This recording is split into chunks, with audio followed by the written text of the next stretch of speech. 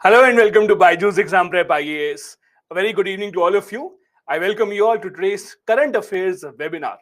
I hope all of you are doing absolutely fine. In this webinar today, we will be taking up important topics that were in the news specifically last month from the GS3 paper. We'll be taking up important topics related to environment and science and technology. I hope all of you are doing absolutely fine. I hope all of you had a good day today and you are ready to discuss the topics that have been in the news. A very warm good evening to all of you. I hope all of you are doing absolutely fine. We'll wait for about 30 seconds to 1 minute. Let others also join in. And once we have the class full, we'll begin the session very quickly, right on time.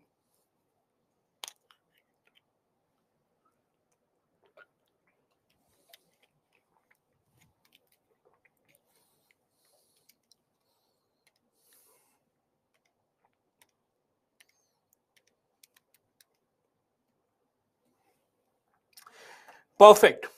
Very happy to see all of you come here right on time.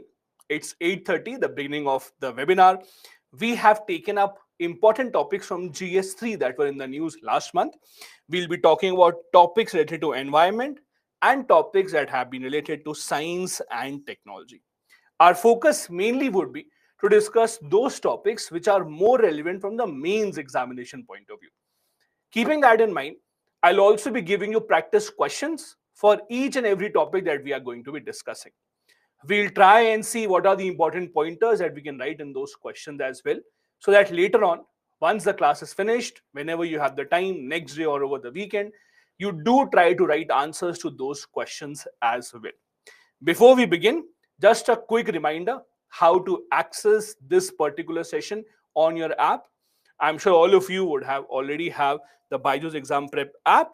When you log into this app using your phone number, using your Google account, you will get this kind of a screen. I'm sure most of you would have already been through this process. This is for those who are downloading and using the app for the first time. If you see here, out of all the examination, you have to select the IAS examination.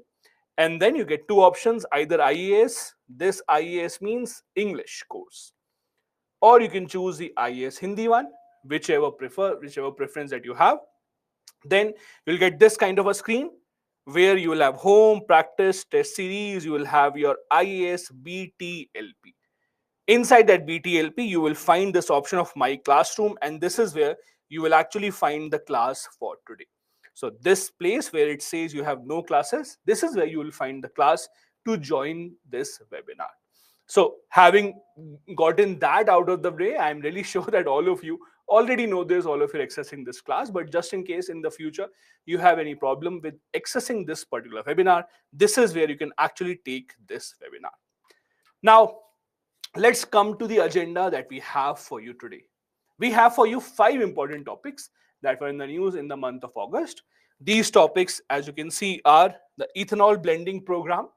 So we'll be discussing what the current status of the ethanol blending program in India, the good and the bad aspects. Why is it that we are pushing so much towards ethanol blending? What are the advantages that we would have? What are the disadvantages in the future? So on and so forth. We'll then be discussing about ISRO's SSLV failure. I'm sure all of you are smart people. All of you have been reading newspapers all along. If you have been in touch with the current affairs, I'm sure all of you would have read about the SSLV. That is a small satellite launch vehicle project of ISRO, which unfortunately did not turn out to be a success. We'll be discussing about the in and out of this particular project, the advantage of the SSLV mission as compared to the other missions that we have. Why is it that we are working so hard on this? Then we'll also be discussing about the US bill on climate action. US Senate or US Congress, as you may say, has recently passed a bill specifically saying that the government of US will be spending a lot of money to mitigate climate change around the world. So we'll be discussing what exactly is that bill all about. Why is it that the US needs to go ahead and pass such a bill? Why do they need to spend so much money? And what is it that the other nations are doing for this around the world? Topic number 4 will be Tejas 2.0. Tejas 2.0 has been in the news for quite a few months. The reason why we're discussing this today is because last month, recently, the Cabinet Committee on Security gave a clearance, they gave a go ahead that yes, Tejas 2.0 project will go on. And then in the end, the last topic that we'll be taking up will be related to coastal erosion. We'll be discussing what exactly are the problems of coastal erosion, what exactly are we doing about this, the different types of laws that we have, like the coastal regulation zone. All these things will be discussed in the class today. So it's going to be a pretty information heavy session. I hope all of you are ready to begin very, very quickly. The first topic that we have is ethanol blending. Now, I'm really sure that most of you already know what ethanol blending is all about. Just in case you don't know, the simple idea is that the government of India, and not just the Indian government, many countries around the world have been flirting with this idea that rather than using 100% petrol in our vehicles, we can actually mix some of the ethanol in our petrols and they can be used to run the vehicles. In very simple terms, this is called the ethanol blending program. There are many countries around the world that are actually trying out this. India has also been trying this out, and there are various reasons for this. I'm sure you know, close to 85% of our crude oil requirement is actually imported. For importing crude oil, the Indian government spends a huge amount of foreign exchange. To save that, the idea is that maybe if we can use part petrol and part ethanol, mix it up, and then use it in our vehicles, that would save us a lot of foreign exchange. In simple terms, this is the idea of ethanol blending. Now, the reason why we are discussing this is the government of India in the past few months has actually made the target that we will achieve 20% of ethanol blending.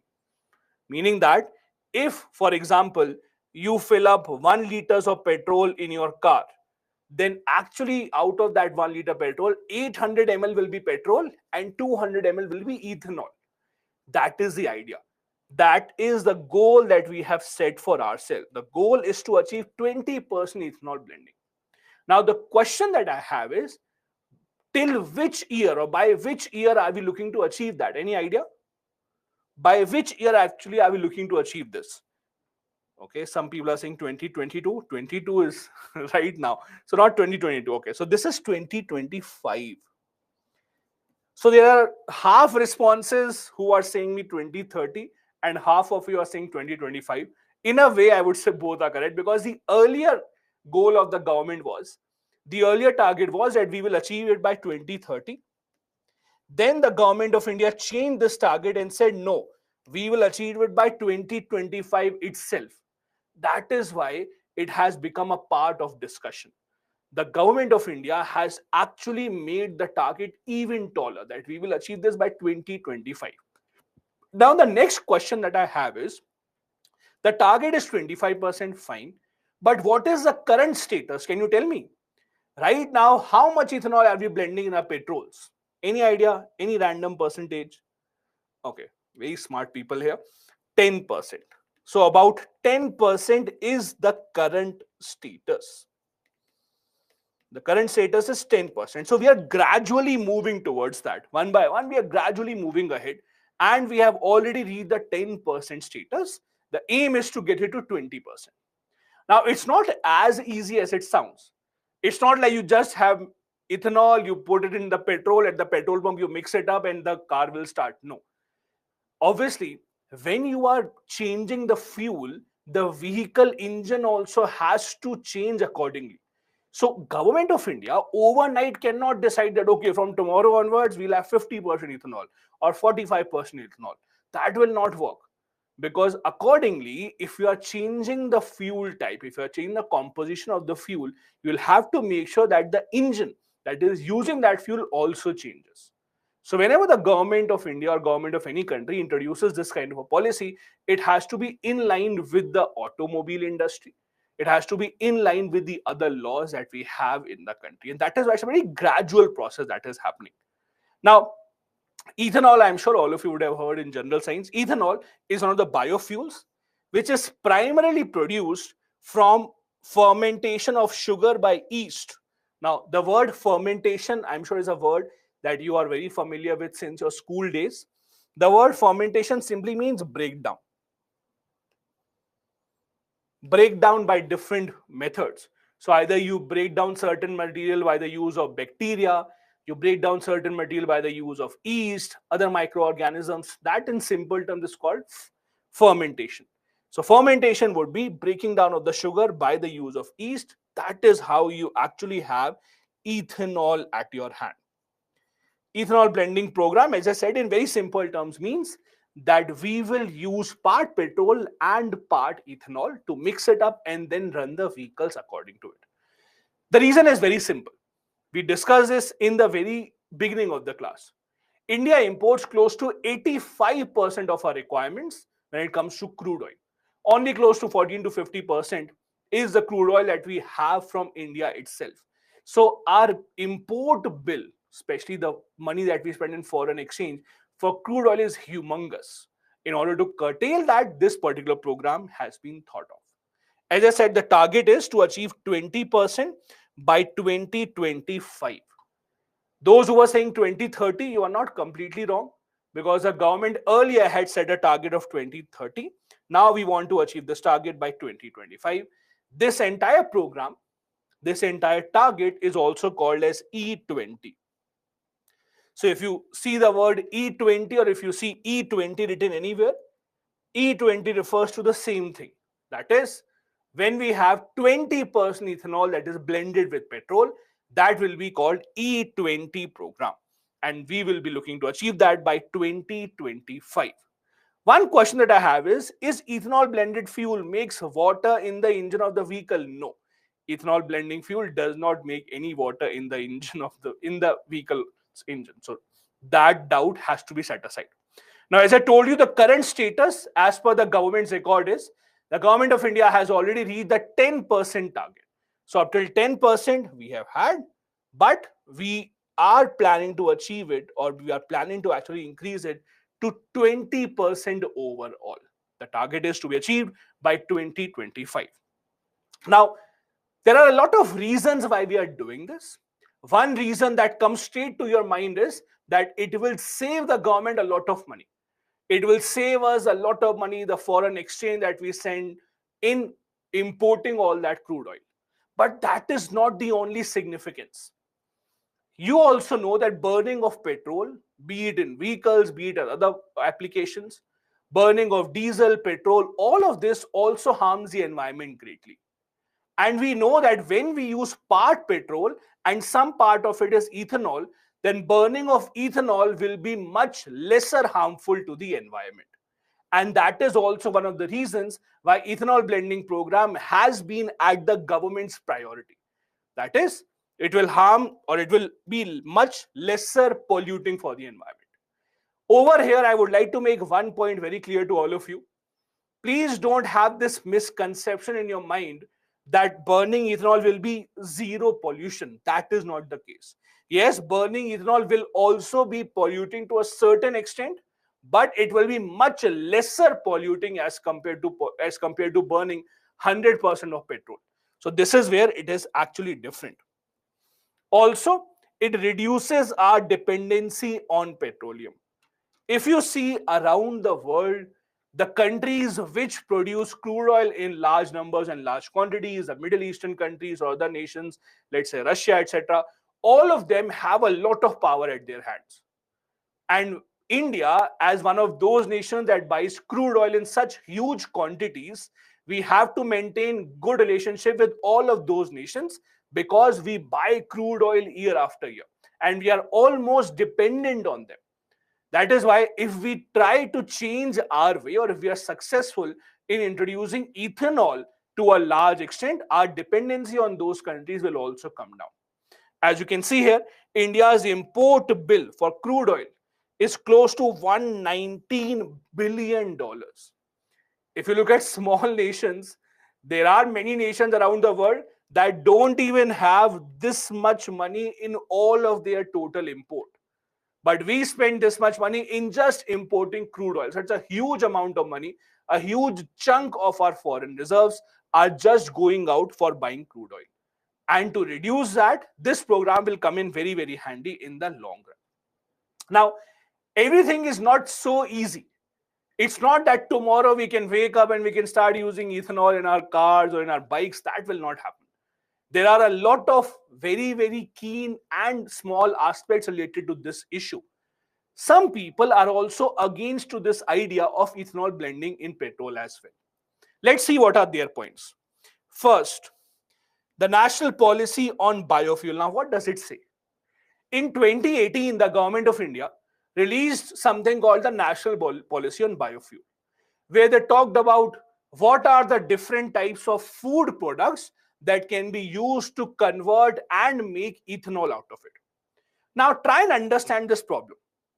Many people are saying that when you make ethanol, mostly ethanol will be made out of food items, sugar, as you say. When sugar is fermented, then you produce ethanol.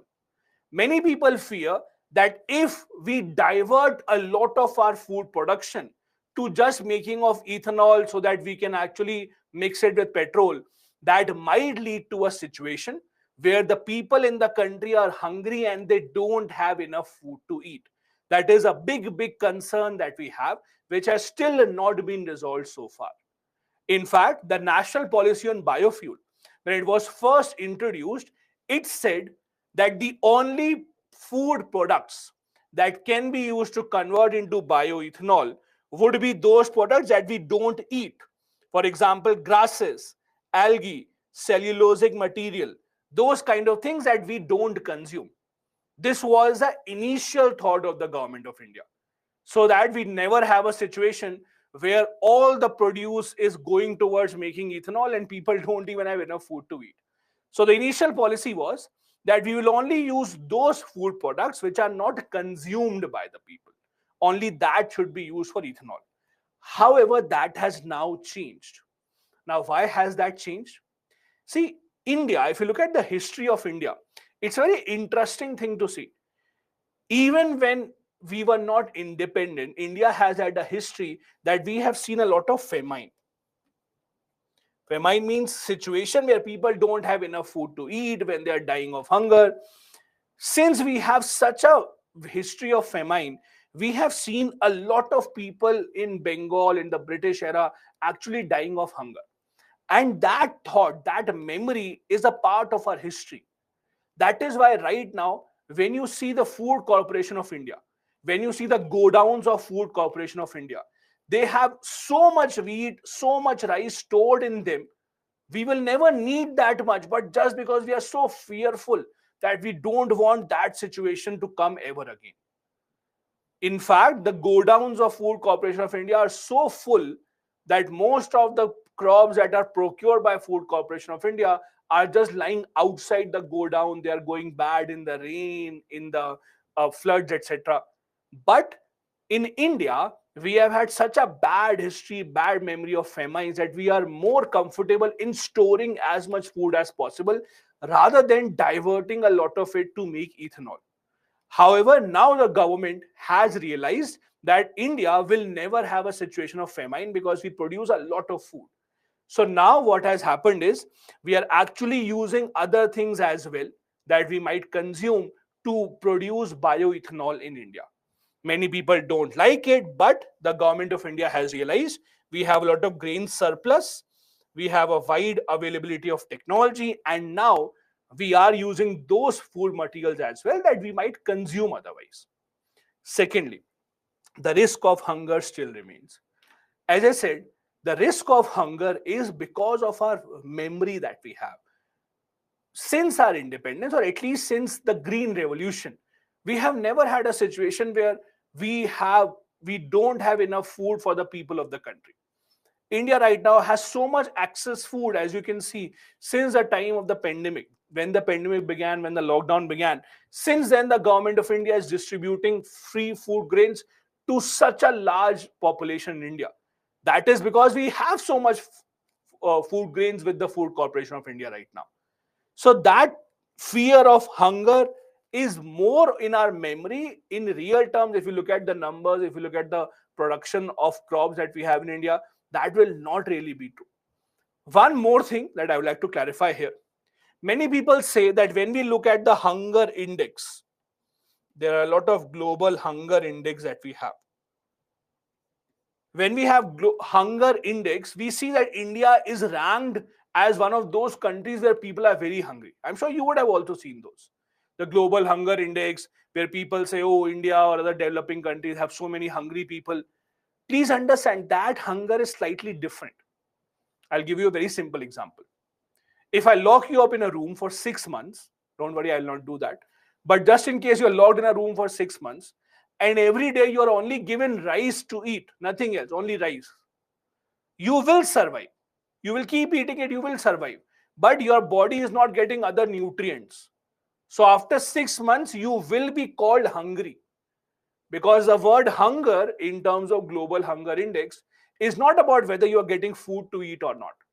The word hunger means, are you getting enough micronutrients in your body or not? So when you say that a lot of population of India is hungry, or we have a very bad rank in the global hunger index, that is not really got to do with the quantity of food. It's mainly got to do with the micronutrients in the food. The other significant point here is water usage and the cost that is attached. Look at the example of oil, the crude oil that we are buying. When crude oil was first discovered, it was never this costly. If you have read the history of oil and crude oil, you would realize it was only in 1970s that all of a sudden these oil producing nations realized, oh, we are so important. Without us, the world will not function. The oil producing nations in 1970s realized that without us giving oil to the world, no country will be able to function. So they used this power. They blackmailed other countries and they increased the price of oil all of a sudden. Before 1970s, the crude oil was never this costly. Now take an example of the same here with ethanol. The things that you require to produce ethanol are not that costly right now. But what if after a few years, people start to realize, oh, this crop is so important that now it is being used as a fuel. What is the guarantee that the prices of the crops will not increase in the future? Because in every problem, there's an opportunity. When people realize, oh, this is such a great opportunity, we can increase the prices, and in the future, we can actually gain a lot of money. So there is a good threat that we can actually increase the cost, or the cost of the food crops will increase. These food crops that we use for generation of ethanol, you can include the example of sugarcane, for example, or corn. Many of those are very water intensive. So for making sugarcane, for example, you need a lot of water. You cannot ignore that. So if you produce a lot of crop just to turn it into ethanol, the water that is used to produce or cultivate that crop, that is also being used. In a country such as India, where we don't have a lot of fresh water resources, that will always be a problem. Then there's also a problem of efficiency. If you drive a car, or if you drive, okay, I'll give you an example of car only. If you drive a car, you will connect with this example. Right now in India, there are multiple ways to drive a car, right? You can actually get a petrol car, you can get a diesel car, or there's again an option of CNG. There's again an option of CNG. Now, if you know this, CNG is the cheapest out of all these. Okay. So CNG will be the cheapest. Also, it is the cleanest. Okay, those smart people who are telling me electric cars, let's not go to electric cars for now. I'll come to that later. I know you're smart people, you know what electric cars are, but we'll come to that later. Let's talk about fuel. So there are three fuels right now. Now, CNG, as you know, is the cheapest, it is the cleanest fuel. But if you actually look around and see how many people who are driving cars personally, I'm not talking about taxi or cab. You can basically ignore the commercial vehicles. In terms of personal vehicles, how many people are actually driving CNG? Very, very few. Do you know why? Because when you drive CNG, the quality of driving is not that. You don't get that much pickup, the thrust, the excitement that you want in your car. You don't get that. And then when people say, oh, I will not buy the CNG, I will buy petrol or diesel. People usually go with petrol, diesel. Why? They ignore the CNG. Although it is cheapest, it is cleanest. When I say cleanest, means in terms of the environment emissions. So if you see this process, people are ready to pay more money, but They want to go with petrol and not CNG. Why? Because the efficiency of the car, the thrill of driving the car, they don't enjoy that. Now, let's come to the same example of ethanol. When you use ethanol, that will not give you that much of a thrust or that much of a pickup all of a sudden in your car. So you will say, oh, I don't want this. Just me not using ethanol, I will not harm the environment that much. Let me use proper pure petrol. So the efficiency of ethanol, efficiency of these kind of products might not be as such that we have in terms of those other fuels that we have, petrol, diesel. So that is also a cause of concern, whether or not people will accept that or not. Now, we just talked about something called cellulosic bioethanol or cellulosic source of bioethanol. Let's try and understand something. There are multiple ways in which you can get ethanol.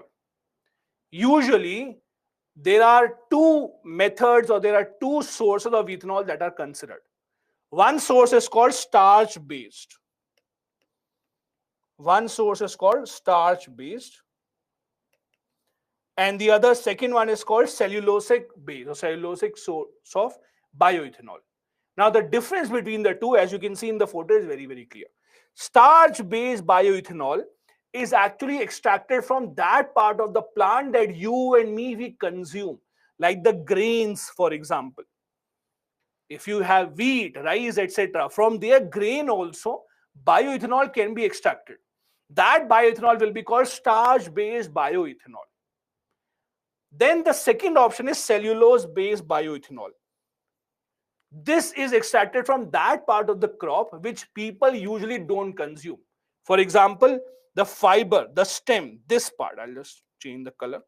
The stem, the fiber, this part, for example, straw, which you and me, which people usually don't consume, that will be called cellulosic source of bioethanol. So there are two different sources of how we can get bioethanol. Now, just understand this or give me an answer very quickly. You just have to tell me one and two, one or two. Okay. The question that I have is very simple. If you are the government, okay, and you are worried that if we produce so much ethanol, people will not have food to eat. You are the government. What would you prefer?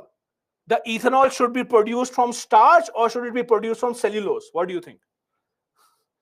We have so many intelligent people that I did not finish my question and there were a lot of answers coming up. Okay. This was happening in Kaun Banega Crorepati, right? When there was simple question being asked, people were giving answers even before the question was finished. Anyway, perfect. So government would obviously prefer the cellulosic source of bioethanol. Why? Because that will ensure that we have enough food to eat and we still have enough source of bioethanol. This is what is happening now. So the good part is that the government is trying to produce as much bioethanol from cellulosic source as compared to the starch source. The difference is, as I said, from where exactly is it being extracted. The question is over. You can stop writing the answer now. The question about cellulose and the starch is over. Now, I wanted to give you a very interesting example of a country that has made a lot of progress and they have done amazingly well in this field of ethanol blending. That is a country called Brazil. Now, I'm not sure how much you study about Brazil, how much you know about Brazil. Let me give you a very interesting fact about Brazil that you might not know. The Bajaj bikes that we have in India, for example, Bajaj Pulsar, I used to have it a long time back. The Bajaj Pulsar bikes that we have in India, other Bajaj bikes that we have. Do you know Brazil is one of the biggest markets of Bajaj bikes? Maybe you don't know that, but Bajaj Pulsar, for example, is sold in large numbers in Brazil. Many other Bajaj bikes are sold in Brazil. Or anyway, UPSC is not going to ask you that. Let's come back. Brazil is something that you are very familiar with by football, maybe by, as one of you are saying here, by the Brazil song, the Venga Boys song. Anyway, now the reason why we are discussing Brazil is not because of that song, not because of football, but because of what they have done with bioethanol. Now, Brazil has actually showed the way to the entire world. They are leading right now in using ethanol in their vehicles. Brazil, in fact, right now is over using over 25% of ethanol in their vehicles. So they are actually using over 25% of ethanol. They have been working on this technology for a long time. Brazil mainly extracts its ethanol from corn. So corn is a source of ethanol for Brazil, specifically in large numbers. As you can see here, the graph might not be very clear, but just to show you, give you an idea, the amount of production of corn in Brazil has increased drastically because most of it is being used to produce bioethanol only. They are working on this technology. In fact, they are working on that technology as well, where vehicle will run on 100% ethanol. So they are working in that field also. So Brazil is one example which we are also trying to emulate. There are some other points, for example, about ethanol blending. Number one, many people are saying that India's focus for producing ethanol should not be to produce ethanol from food. It should rather be to produce from waste. India also has, or we also generate a huge amount of waste. A lot of that waste material can be converted to ethanol. So that is one suggestion moving forward for the policymakers. Second, as I said, we should focus on the water crisis. Sugarcane, rice, these are very water intensive crops. When we put so much water into these crops and then turn them into ethanol, that is not really economically very sensible because we are a water strained country and that will not be in our favor for the long run. We also have to prioritize crop production, means don't produce crop just to make ethanol. Produce crop to feed the people. That is where also we can go wrong. And we should also try to work on other technologies as well. Let's not leave everything and just try and produce ethanol all across the country. Let's focus on the electric vehicle technology, as many of you smart people are already saying. So I will hope that the government will listen to you, will see your chat. We'll focus more on electric vehicles, other renewable sources of energy as well, can be talked about or can be practiced by the government in the future. This is all that you needed to know about ethanol blending in India, the current status, problems, and the points related to it. The question that you can expect, or the kind of question that you can expect from this part, is in front of your screen. Although ethanol blending program has a potential to make a positive impact on the government exchequer means government treasury, and the environment, it comes with its own set of concerns. Elaborate. We have discussed about a lot of concerns. We have discussed about the fear of hunger. We have discussed about the water issue. These are water intensive. Also, the automobile industry also has to accommodate. Automobile industry has to come on the same page because they might have to change their technology. They might have to adopt new types of vehicles. We'll also have to ensure that the common people, they are also willing to adopt that technology. All of that has to come together. Making such a huge change never comes easy. It's always a very gradual process of change. So all these things have to be kept in mind. Before I take up second topic, I have a few questions from this topic. I'll quickly take those up and then we'll go on to the topic number 2. I have a question. Sir, in the era of electric vehicle, it is not electronic. In the era of electric vehicle, what is the importance of biofuel? See, electric vehicles are not the only way that can make us go far. I'll give you a very simple example. Electric vehicles are good in the sense that at the end of the day, you are not consuming fuel. But the problem with electric vehicle is that the batteries that you are making, those are not that easy to make. For those batteries, etc., you are dependent on some countries. You require a lot of rare earth element. You require a lot of very precious elements. So you are dependent on other countries. Apart from that, making of electric vehicles, their battery, that process also harms the environment. So we can't just focus on the fact that while the car is running on electric vehicle, they are not polluting the environment, but making that battery is also polluting the environment. It is always good to have more than one options. Some people who have that infrastructure, because see, right now also, even though we have an option of buying electric car, not many people are buying electric cars even now. Why? Because they are not sure of infrastructure. They can't charge it. They can't go on very long drives. They don't know where they'll charge in between. So there'll always be multiple options. Yes, electric vehicles are the way forward, but at the end of the day, you will never have a situation where only electric vehicles are running. So you have to ensure that we give ahead, or we make several kind of studies in the field of bioethanol as well. Then I have a question. Blueprint is a departure from policy. What that means?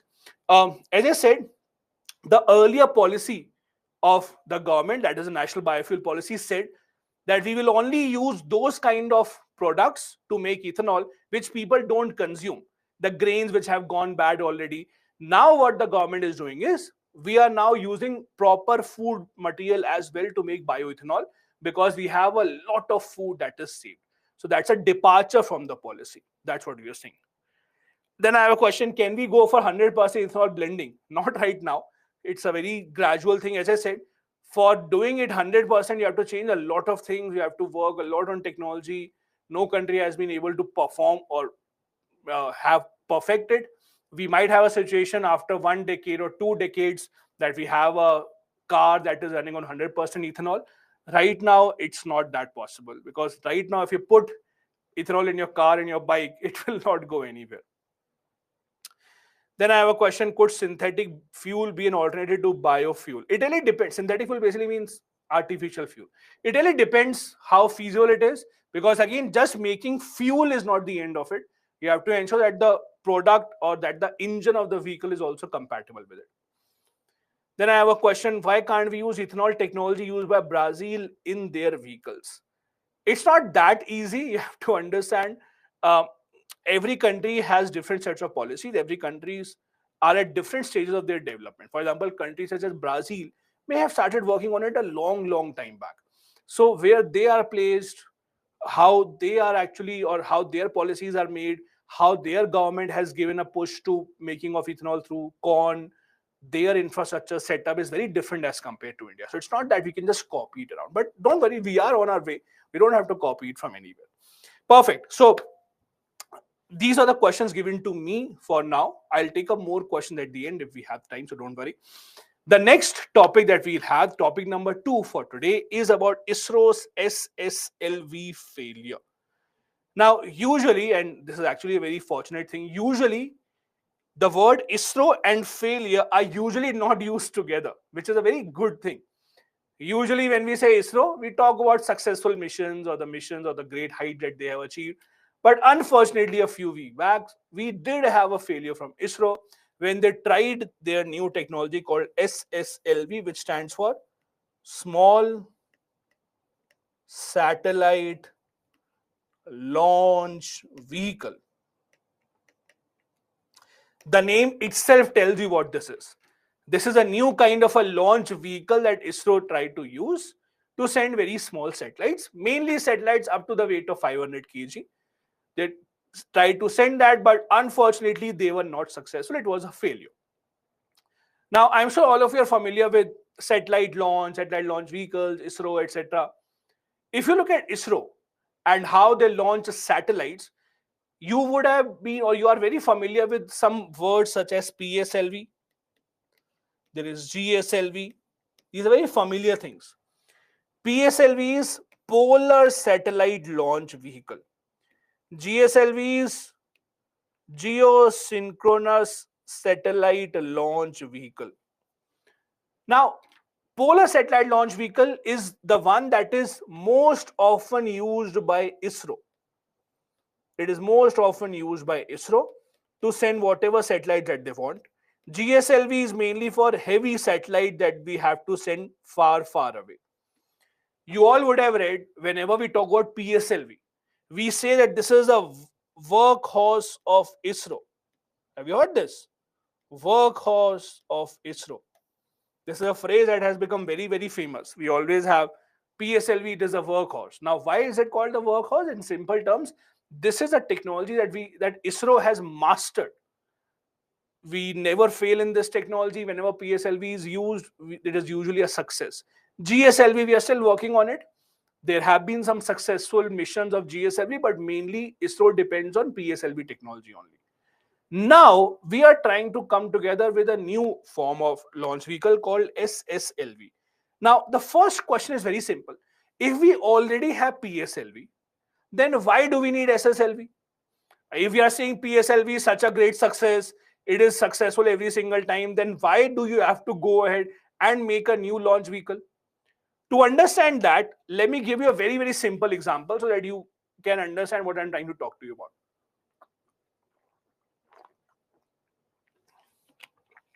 Let's assume you have an amazing car, a very luxurious car.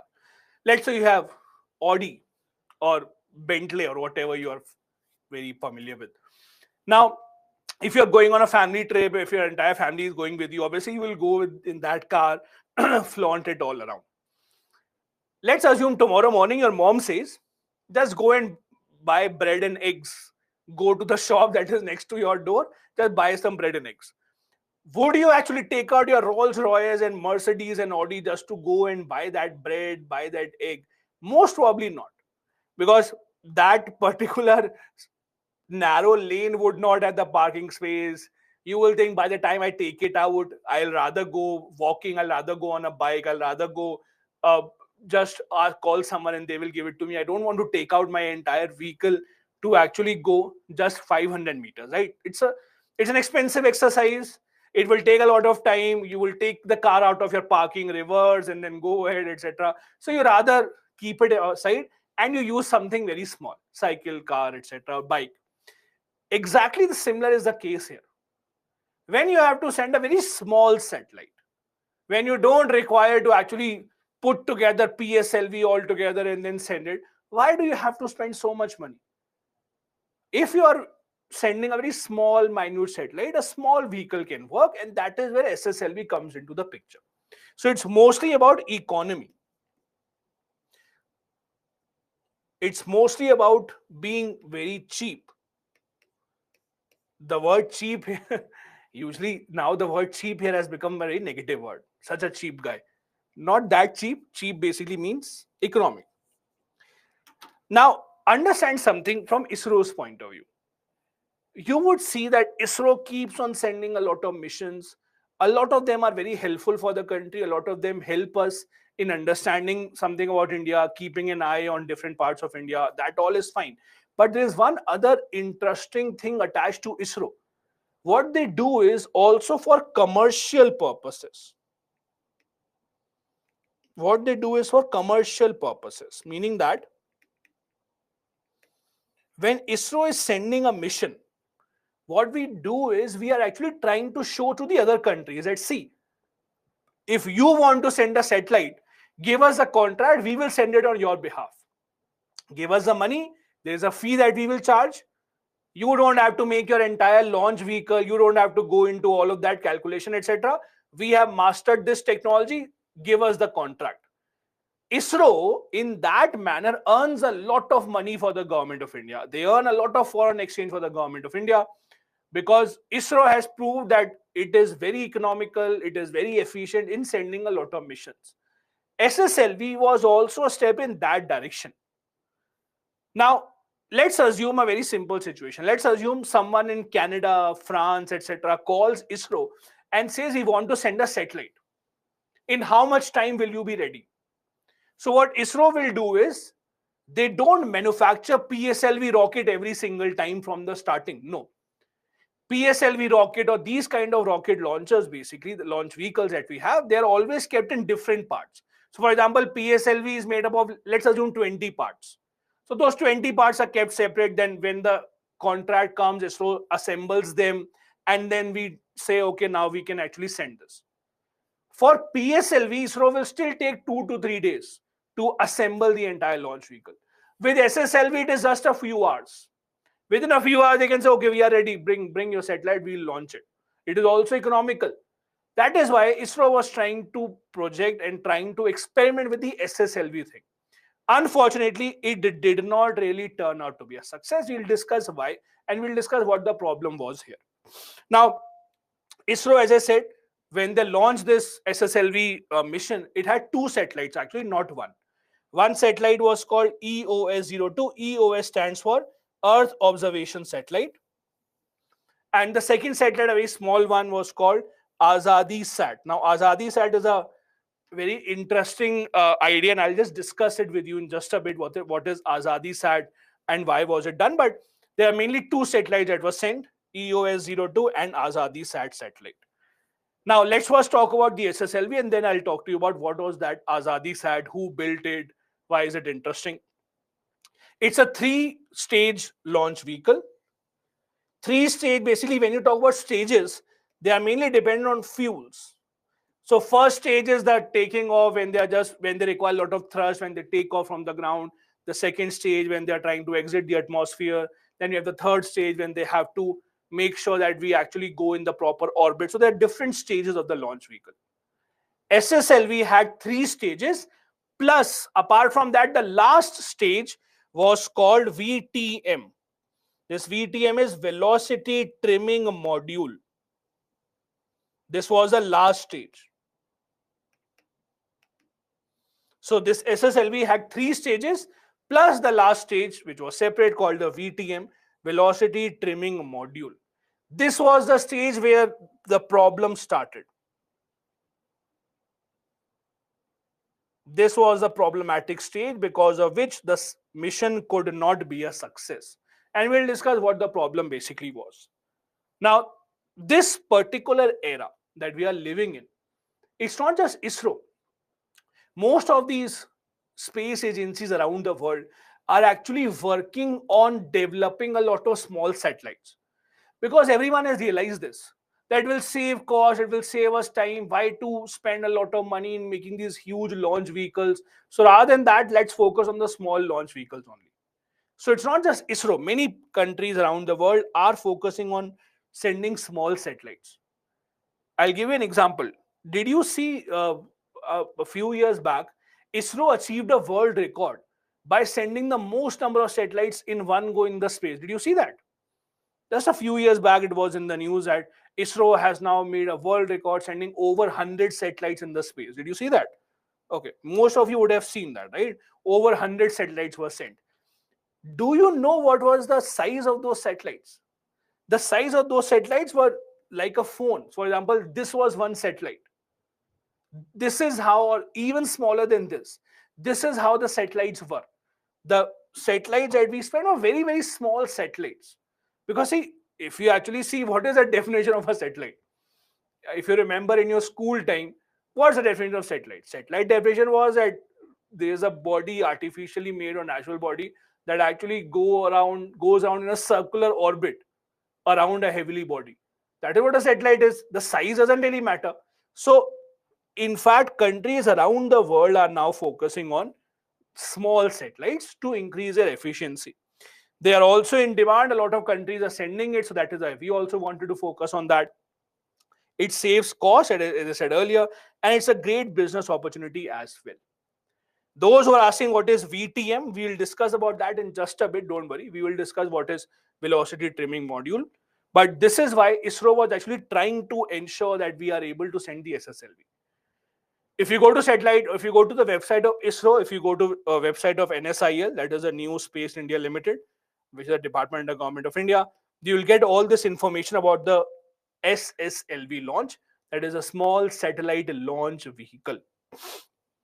As you can see, it has capacity of up to 500 kilogram. When you are sending something to low Earth orbit, the higher you send, the more farther that you try to send, your capacity will reduce. So if you are only sending something till the low Earth orbit up to 500 kg, this particular launch vehicle can handle. It will be very, very cheap. It will not be very costly. This is how it will actually ensure that we are able to take a lot of contracts. Now, let's talk about the satellites that were being sent.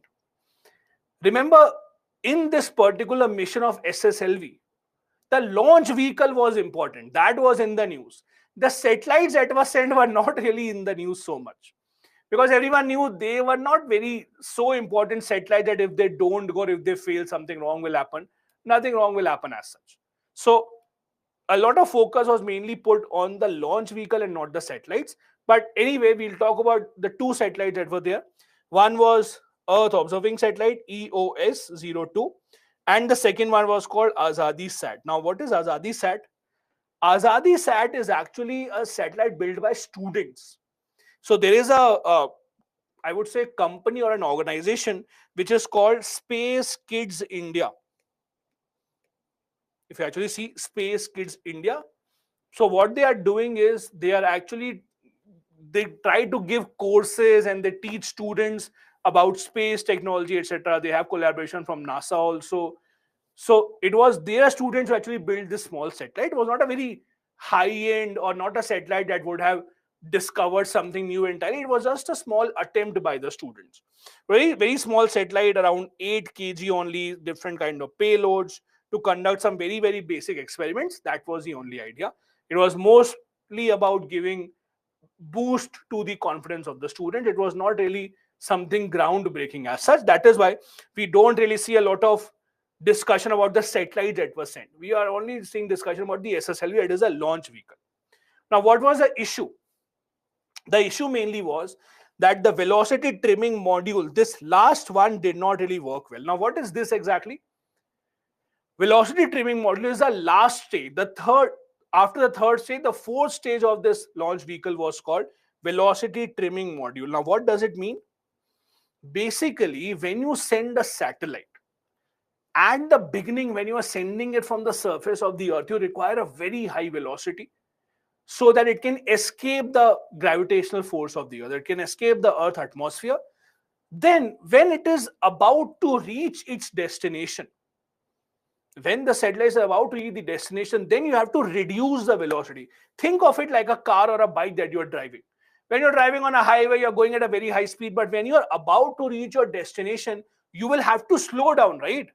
You have to slow down so that you can actually adjust your direction. For example, you're going on a highway, it's a straight highway, you go as much speed as you want, then your destination is here.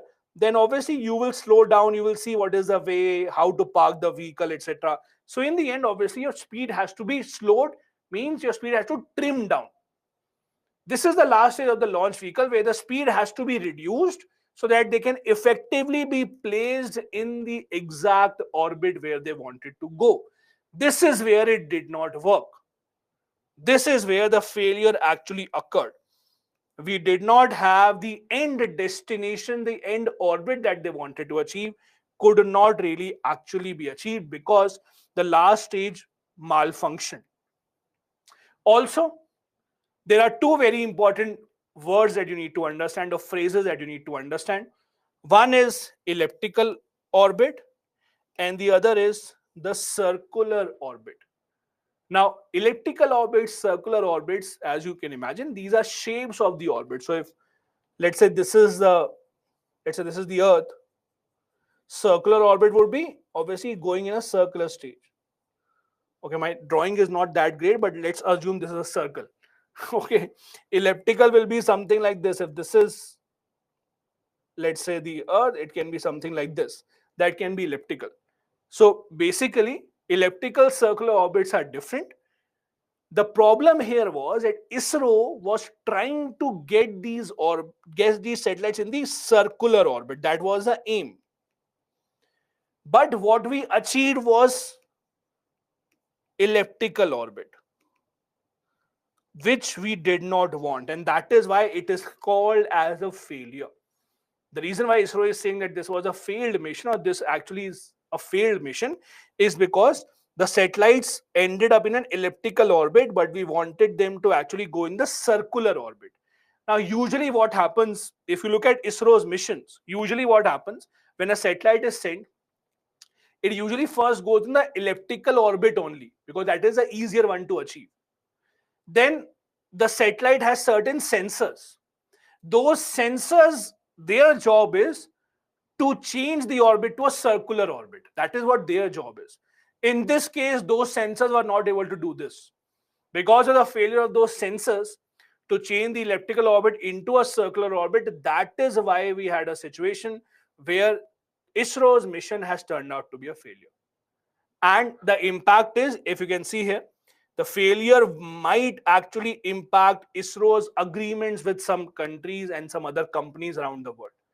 So there were some US organizations that were in talks with ISRO to sign the agreement for sending their satellites also after SSLV would have been a failure. But because this has not been a failure, that this has not been a success, that is why ISRO's contract with these companies might also be in danger.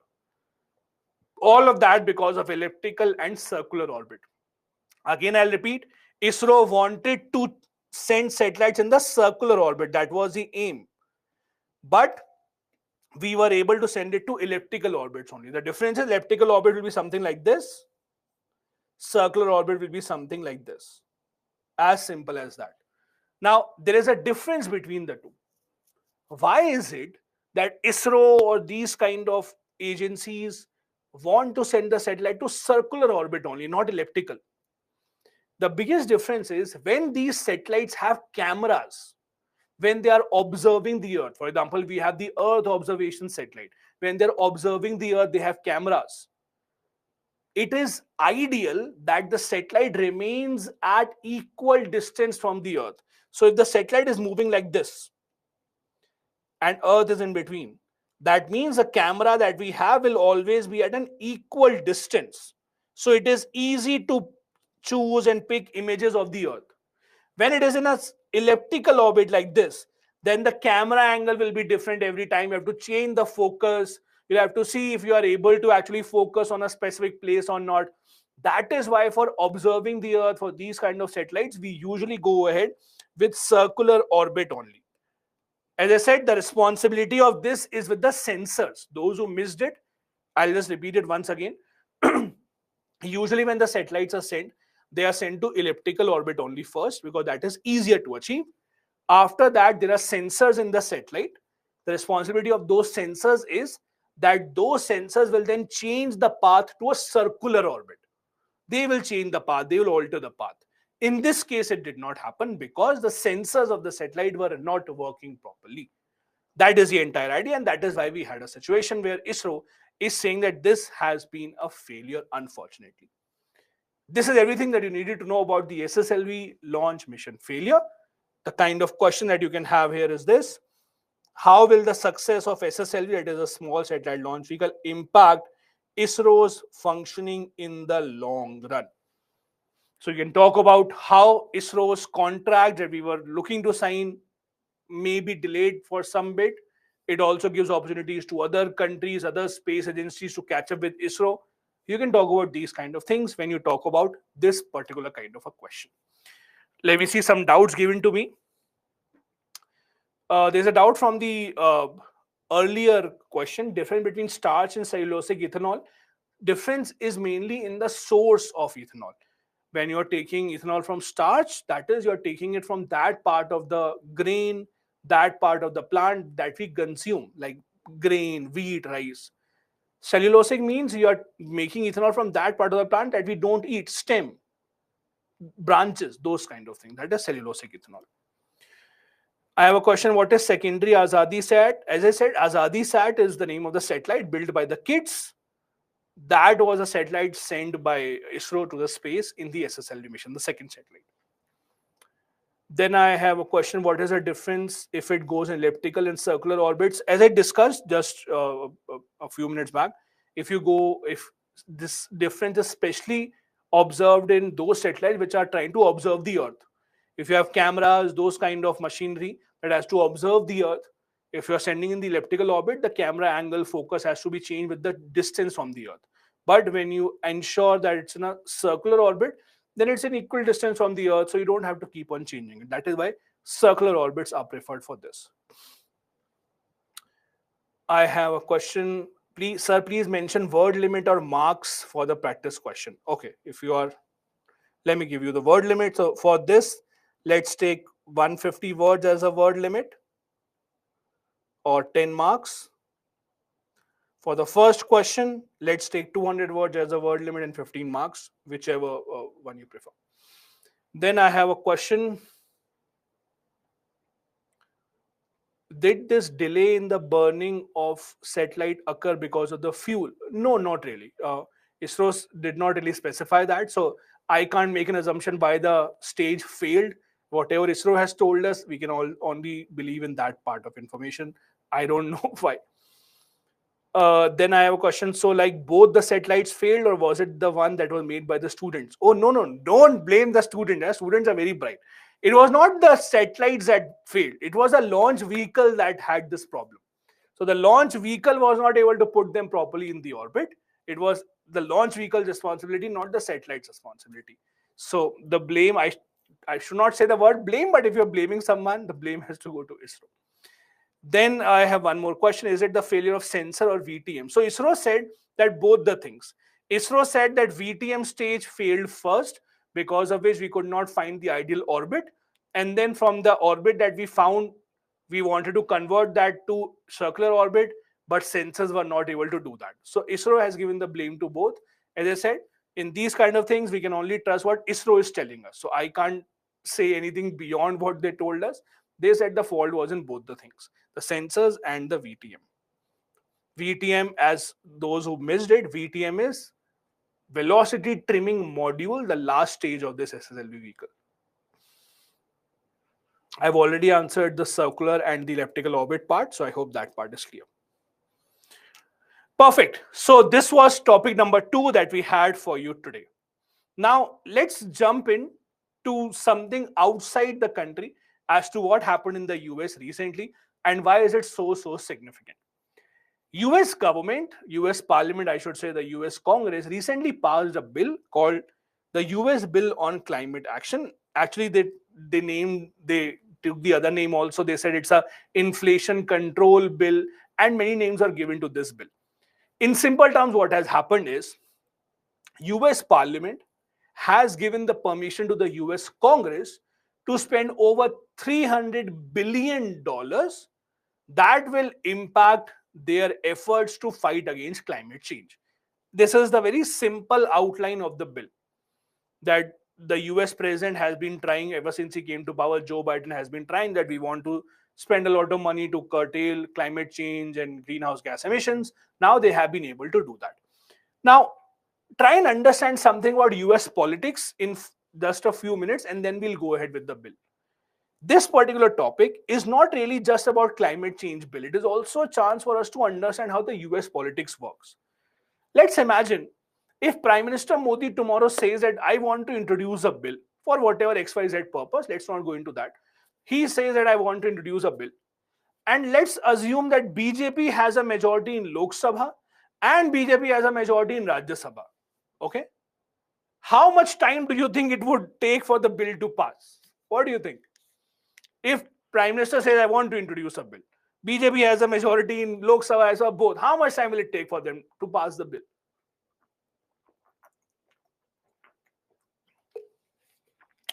If the past few days or past few months are anything from that, if we have learned anything, as we are saying, it will take not even a day, it will take a few minutes. They'll bring the bill, they'll say, okay, pass. Voice vote pass. Rajya Sabha voice vote pass. That is what will happen. Now, why is it that it will happen like this? I'm not blaming any party or how the government is working. Let's not go there. The reason why it will happen like this in India is because we have one very interesting law called the anti-defection law. Simple.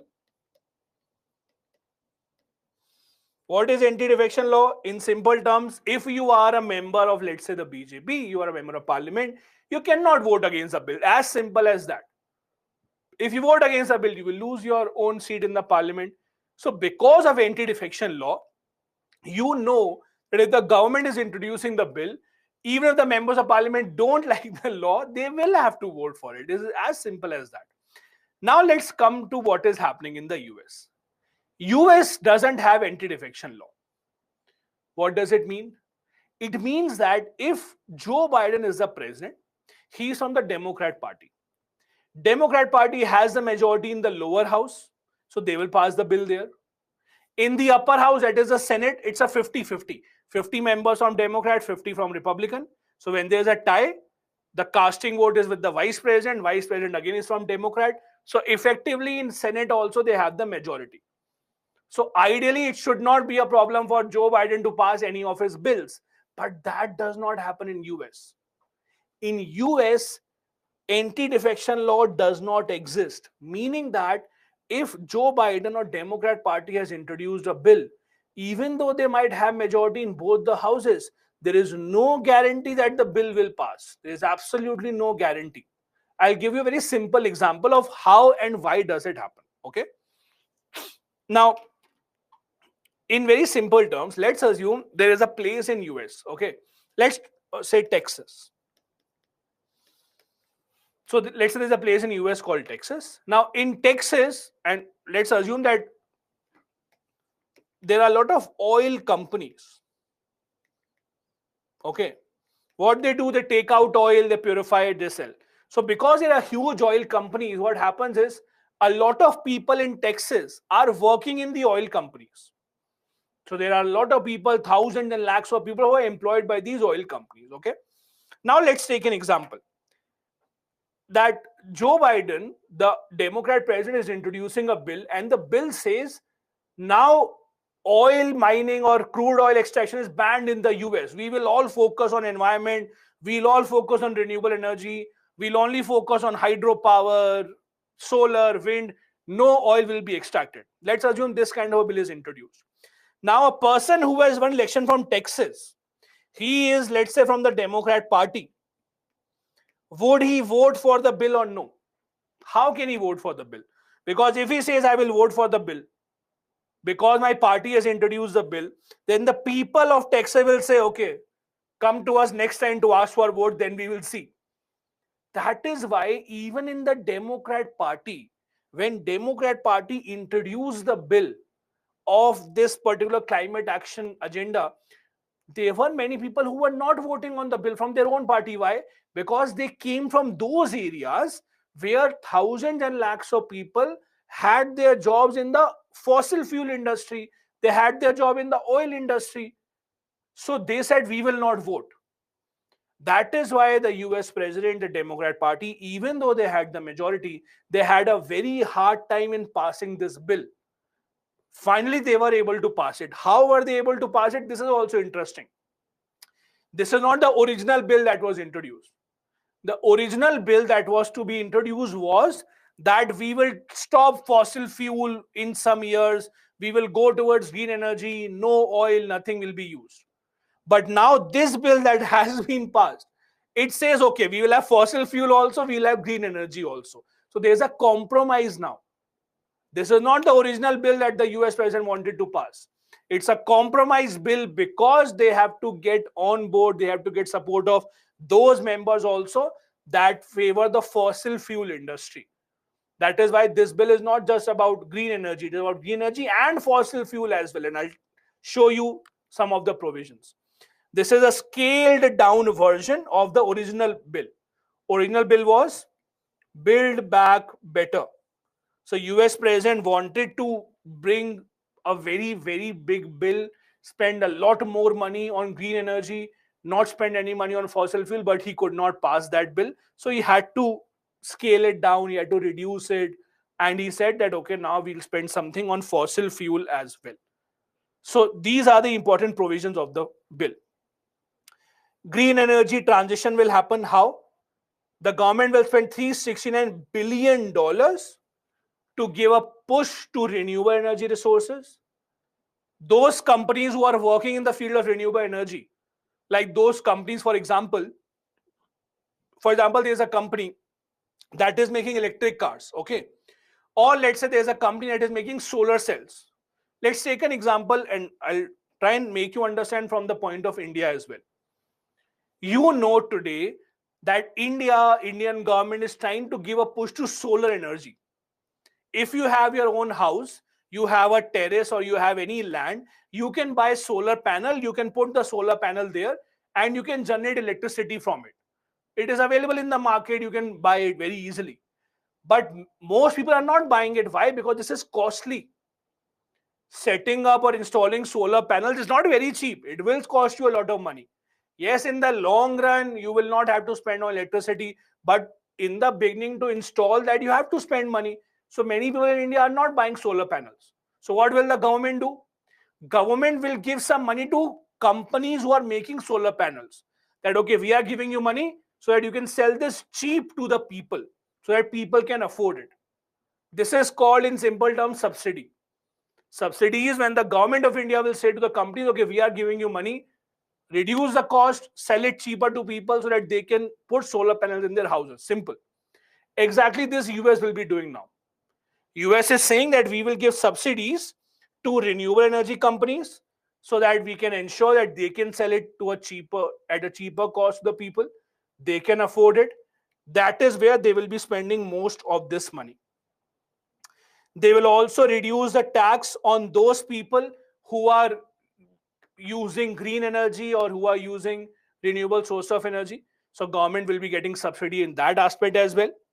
Government will boost production locally. So just like anything else, it should not surprise you. Just like anything else, for solar panel also, the entire world is dependent on China right now. And it is such an interesting story. If you look at, or if you read world his politics, you will understand. 10 years ago, China was nowhere in the list. But 10 years ago, China all of a sudden realized, oh, everyone is buying solar panels. Let us now manufacture solar panels. So right now, China manufactures the largest number of solar panels in the world. So the entire world is dependent on them only to actually buy solar panels. So now US is trying to increase its own domestic production as well. They will also put tax on large companies. In US, there's a big debate that rich people don't pay a lot of taxes. Rich companies are not asked to pay a lot of taxes, so they are trying to change that as well. They will put methane fees also. What is methane fees? Methane fees means put increased taxes on those companies that are making oil and gas. So those companies who are in the field of oil and gas, put more taxes on them. And now the last point. Look at the last point. This is where, as I said earlier, this bill that is passed, the climate action bill, it's a compromise, because the government has not said that we are only focusing on green energy now. They have said that, okay, we will expand oil and gas drilling also. We are not going away from oil and gas drilling. We will expand oil and gas drilling as well. So it's a compromise formula that has been stuck between the US government, that is a Democrat, and those people who did not support the bill originally. Now, there are many issues with the bill. First, fossil fuel industry obviously do not like this. Just try and understand this very simply. If I produce oil, let's say I have a lot of oil reserves and I produce oil, I sell the oil to everyone in the country, in the world. Would I want people to go away from oil and go to electric cars and go to solar and wind? I would obviously not like that, because you are eating up my profit. People will not buy my oil now. So these kind of bills are obviously opposed by the fossil fuel industry specifically. Not just the industry owners. The people who are working in those companies, people working in that industry, are also not really happy with the bill. As I said earlier, the industry workers, the workers in the coal plant, the workers in the oil field, the workers in the gas drilling industry, all of them fear that if their company, their managers have to pay so much money to the government, if their earning is cut, obviously their salary will also be cut, their jobs will be lost. So workers also are not happy. And many people who wanted a very strong bill, they are also not happy. The people who supported green energy, they are also not happy. Why? They are saying that why have you included the last point? Why are you increasing fossil fuel production also? So basically, in simple terms, no one is happy with this bill in the US. The people who supported green energy are saying that, see, you are still not going 100% green. You are still focusing on fossil fuel. We will not allow this. And on the other hand, the people who actually are in favor of fossil fuel, they are also not happy. So it's a compromise bill where the government has tried to accommodate both the sides, but neither of the side is completely happy. Now, this is about the bill. You also know, and if you don't know, let me tell you, the UPSC will not ask you what are the provisions of the US bill, because if you're not preparing for the American Civil Service examination, in Indian Civil Service examination, those provisions will not be asked. But the reason why I told you the background is so that you understand the entire story. Now we are coming to that part of the discussion which is now very relevant for your examination. If you look at climate change summits around the world, wherever we have international meetings that who is responsible for climate change or which country should do what, there is a big debate that always happens. You should also know this. The debate is who is responsible? Which country is responsible for all this pollution, all this climate change? India always says we are not responsible. Why? We say that if you look at USA, if you look at China, look at European nations, they were the ones who started pollution so many years back. When we had industrial revolution in 17th, 18th century, since industrial revolution itself, since the 18th century, Europe, US, they have been putting or increasing so much pollution. We are not that responsible. If you see today, these are the countries that pollute the environment the most in the entire world. There is China at the top, there is US, then at third comes India, then Russia, then Indonesia, Brazil, Japan, etc. Now, over here, there's a very interesting idea that you have to understand. Please try and understand this. First, why is it that China is at the very top? Why is it that China is at the very top? This is also a very interesting debate. Usually, because we don't have good relationship with China, we always assume the worst for China, right? We are thinking, oh, they are the ones who are culprit. China has to be punished. China is doing this and that. But think very closely. Why is it that China is over here? The reason why China is over here is at the very top. Yes, they have high population, that is fine. But the real reason is not that. The real reason is China is the manufacturing capital of the entire world. They are the manufacturing capital, or they are the ones who are actually manufacturing everything. Now, try and understand something. And this is actually real. Let's talk about US or a European country. Okay, let's say there's a country called Switzerland, Germany, France, whatever. They can produce almost everything that they require. They can produce almost everything. They can produce phone, computers, they can make whatever thing that they want. But they don't do that. Do you know why? They think if we produce this, we will burn our oil, we will pollute our environment. We have the money now. Why do we have to do it? Let China do this. We will pay them the money. Whatever they want, we will pay them, and then we will take the finished product from them. That is why when you say that China has become a manufacturing giant, please understand something. It is not because European countries or US cannot produce this. They can also produce everything that China is producing, trust me. They can make it even better. But they don't want to do this. Why? Because they think, let us give the money, let China handle everything, let them handle the pollution. Why should we do that? We will just take the finished product. So when you say China is the most polluting country in the world, yes, they have to take the blame, but it is not because their people are the ones who are polluting it. It is because they have been given all these contracts by European nations, by US, and that is how it works. Now, I am not saying that the blame should not go to China because they are earning money from this. So we can't say, oh, China, very bad, very bad. That should not have happened to them. It's an intentional decision that they have made. But the reality is this. Usually, you will see the countries who are at the top of this pollution are two types of countries. Either the ones that produce a lot of oil and gas, because producing oil and gas requires a lot of pollution. Or second, the manufacturing giants. These are usually the two types of countries that you see at the very top. So China, when you see at the top, it is mostly because forced manufacturing or manufacturing coming to China from Europe. All the European countries could have done this. Now, let's talk about India for now because that is most relevant for us. India is here at the third place. What is India's argument?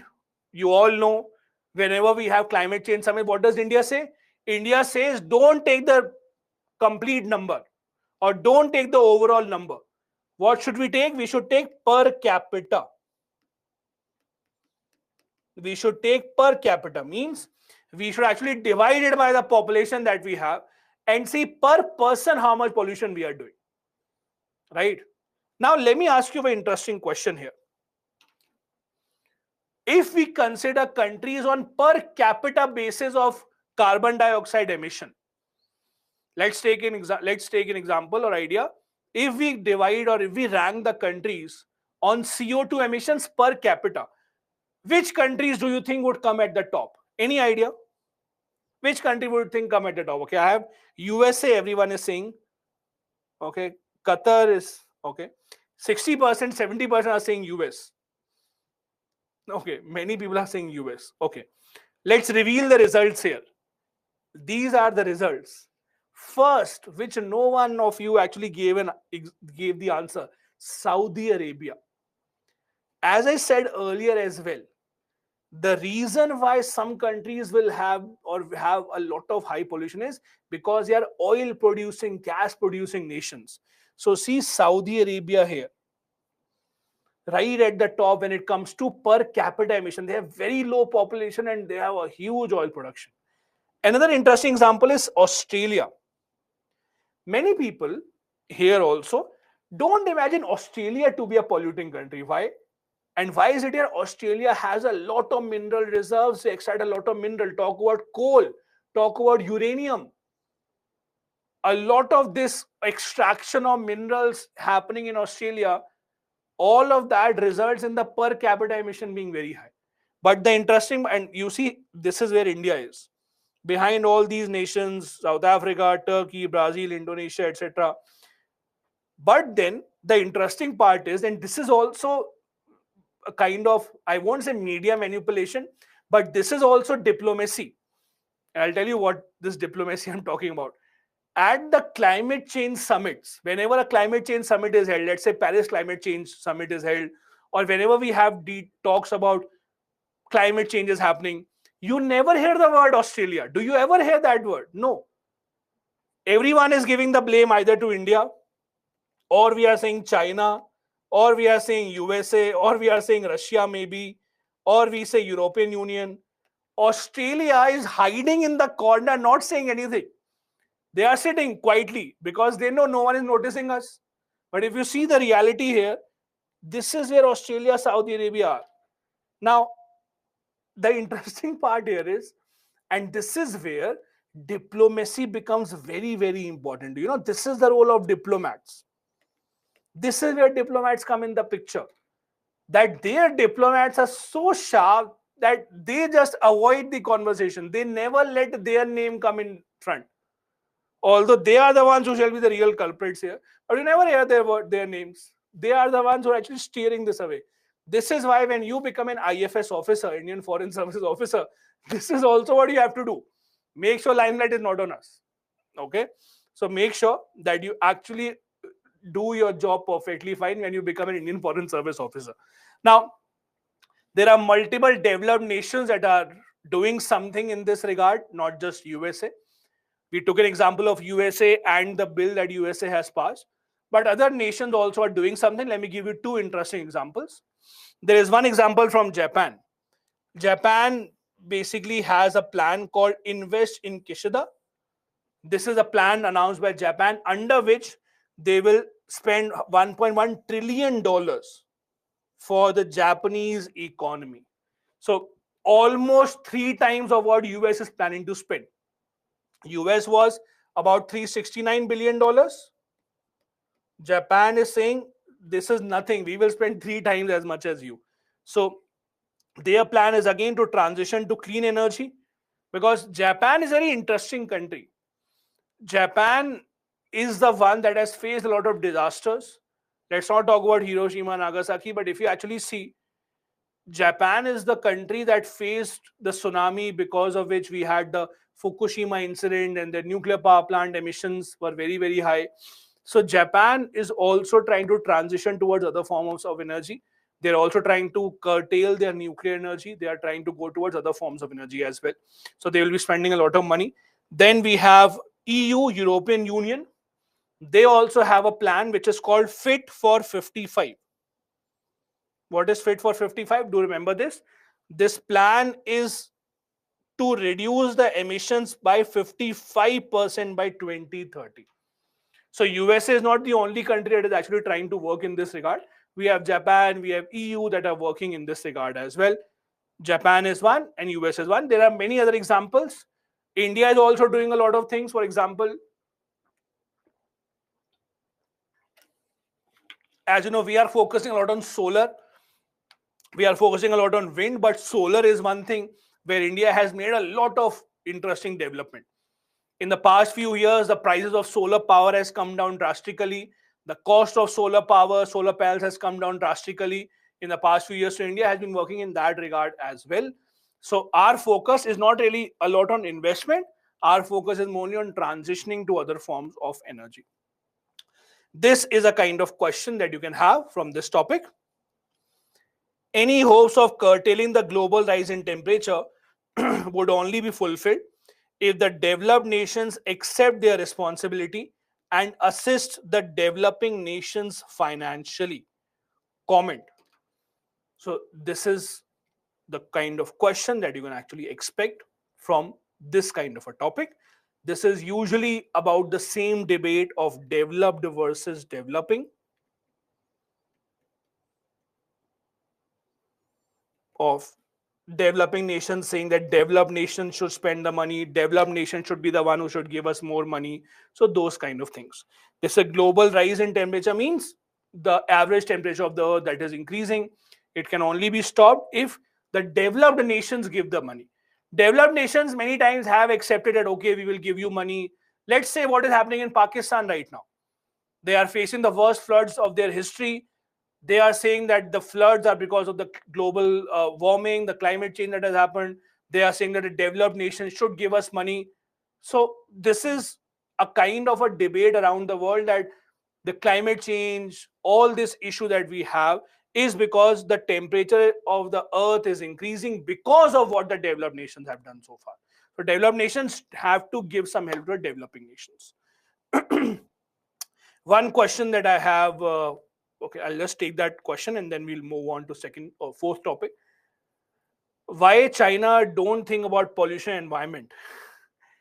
It's not correct to say China does not think about pollution and environment. You have to see, as a developing nation, you have to make a choice. I'll give you a very simple example. Okay, let's not talk about China. Let's talk about India right now. Let's assume, and it's a very simple example for you to understand. Let's assume there are 10,000 people. Obviously, there are crores of people who are unemployed in India, but I'll give you a very simple example. Let's assume there are 10,000 people or 1 lakh people in India who are unemployed. Okay. A company comes tomorrow and says, we are producing or we are setting up a big factory and we will give job to these 1 lakh people. The only problem is that when you work inside this factory, there's a lot of pollution there. Generator will be on 24 hours. You'll be working near the smoke. So company says, will you take the job or not? Company asks to these 1 lakh people, what do you think will be their answer? Yes or no? They'll say, no, no, no, no. I don't want pollution. I will be jobless. No problem. Or would they say, yes, getting a job is very important? What do you think would their answer be? Would they say, no, I will not take the job? Or would they say, okay, yes, I will take the job? In most cases, they will take up the job because understand something. And this is very heartbreaking, unfortunate to say, but the reality is when it comes to livelihood and pollution, livelihood is always a priority. Pollution is not really a priority. And that is a problem. If you don't have money to feed your family, would you not go to a polluted place to work? You will, or you will wait. No, no, no, I will not go anywhere. Let me not even talk about poor people. Let's talk about people living in Delhi right now. All of them know they are living in such a high pollution. Why don't you think they leave their jobs and go to some other place where there's less pollution? They don't, because their job is there, simple. So if you think why China is not concerned about pollution, that is not the case. They are concerned about pollution. But the priority of developing nation is to provide for their people's job and then worry about that. The developed nations can worry about pollution because they have reached that level where they don't have to worry about jobs and employment. That's a major difference between the two. I have one more question. China has the second highest GDP in the world, manufacturing hub of the world. Why they still consider China as a developing nation? Okay, it's an interesting question. So basically, the interesting part is around the world, there is no definition of a developing country. Please understand this. There are usually 3 categories of countries. There is a LDC, least developed country. Then we have developing countries. Then we have developed countries. Please remember, there is no definition of this. What I mean to say is, tomorrow, if Prime Minister of India announces that now we are a developed country, then we are a developed country, full stop. Nothing has to change. A country itself decides whether they are a developing country or developed country. Simple. In fact, Donald Trump, when he was the president, he was so angry and he said many times that US and India should call themselves developed country now, not developing, but we decide ourselves. For least developed country, yes, we have a criteria at the WTO, they follow it up. But for developing and developed country, no one can allow you to, or no one can force it upon you. If China tomorrow wants to change, they say that we are a developed country now, they can do that. Simple. The same is the case with India. But why would we do that right now? We are happy being a developing country. Anyway, let's come back. Topic number 4 that we have for you today is Tejas 2.0. Tejas 2.0 is not something that has been in the news just now. We are discussing about this now because finally, officially, the Cabinet Committee on Security has given a go-ahead that, okay, we will now start working on Tejas 2.0. But Tejas 2.0 has been in talks for a long, long time. What is Tejas? Most of you would know. It is an indigenous fighter jet of India. It is an indigenous fighter aircraft of India. Simple. Indigenous means homemade. It's such a funny thing. When you say something is local, it is local, oh, this is local, I will not buy this. On one hand, we don't like the word local, but when you find a synonym to it, a hi-fi word indigenous, then we all start to like it. So let's call it indigenous and not local. So it's an indigenous aircraft that we have built. Tejas, that is the one that we have is Tejas 1.0. The aim is now we'll have a second version, a higher version, that will be Tejas 2.0. This is also known by short form LCA. Many times you will not read the word Tejas, you will read the word LCA. What is LCA? LCA, Light Combat Aircraft. LCA is the same, Light Combat Aircraft. So basically it is the same. If you read LCA, it is also Tejas only. Tejas is India's LCA, basically Indian made indigenous light combat aircraft. That is what Tejas is. The reason why it is in the news, as I said earlier, the reason why we are discussing this today is because Cabinet Committee on Security has approved the Tejas 2.0 project. Before we become excited about it, or before we become very happy about it, there is something that we need to understand. There has hardly ever been any defense project in India that has been on time. It's very sad to say, but the reality is there has hardly been any defense project of India ever on time. You talk about Tejas, I'll give you a proper timeline. Recently, we had INS Vikrant. If you see INS Vikrant, you see the timeline of when it was supposed to be complete and when it was complete. There's a huge difference between the two. And it's not just with India. So let's not blame this India. Many countries, you'll talk about Russia. When you place a project, when you place an order with Russia to buy any weapon, you can be rest assured there'll always be delay. Something has stuck, this has not happened, this has not happened, this one is on leave, he has not come. So for Tejas 1.0 also, we are on a huge delay. Now Tejas 2.0 is a project that we are working on, but whether or not it will be met within the timeline, there is no clarity on that. I'll give you an example of this timeline. Tejas, the project started in 1983. It started in 1983. And the government in 1983, obviously the value of money was higher. So in 1983, the project cost was only 560 crore. Only 560 crore rupees. The idea was that we will replace MiG-21. That was the idea. That will replace MiG-21. Even today we have MiG-21. Just imagine that. 1983 is when the project first started. 2001, 18 years after that, 2001, we had the first prototype. Only prototype, not really manufactured, just a prototype. Then 2013, final clearance given for operations. 2015, the first fighter jet handed over to Indian Air Force. Just imagine you placing an order on Swiggy in 1983 and getting it in 2015. How happy would you be? You know that yes, it's a dish that will take a lot of time to be made, but do you really think ordering it in 1983, getting it in 2015 is something that is actually some possible?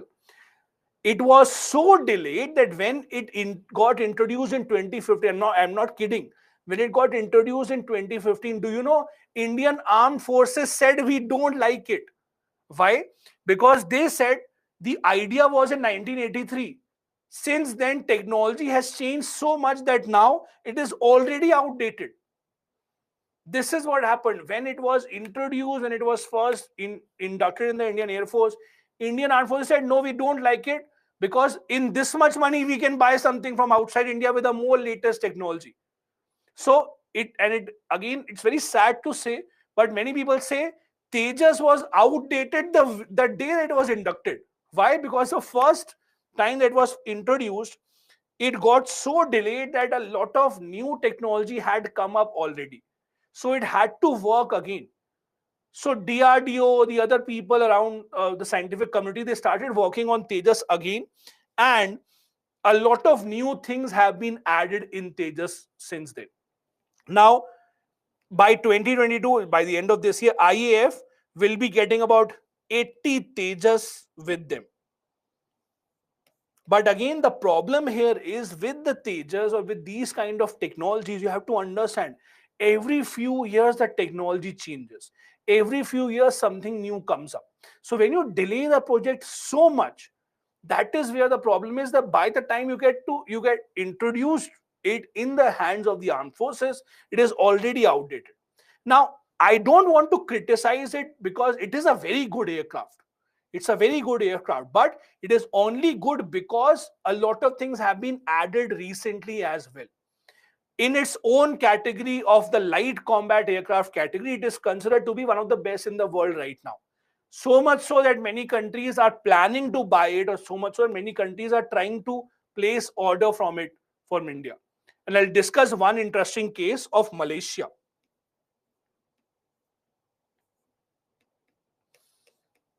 So Malaysia basically is one of those countries that recently placed, or not just for Tejas, Malaysia recently announced in the world stage that we want to buy some light combat aircraft.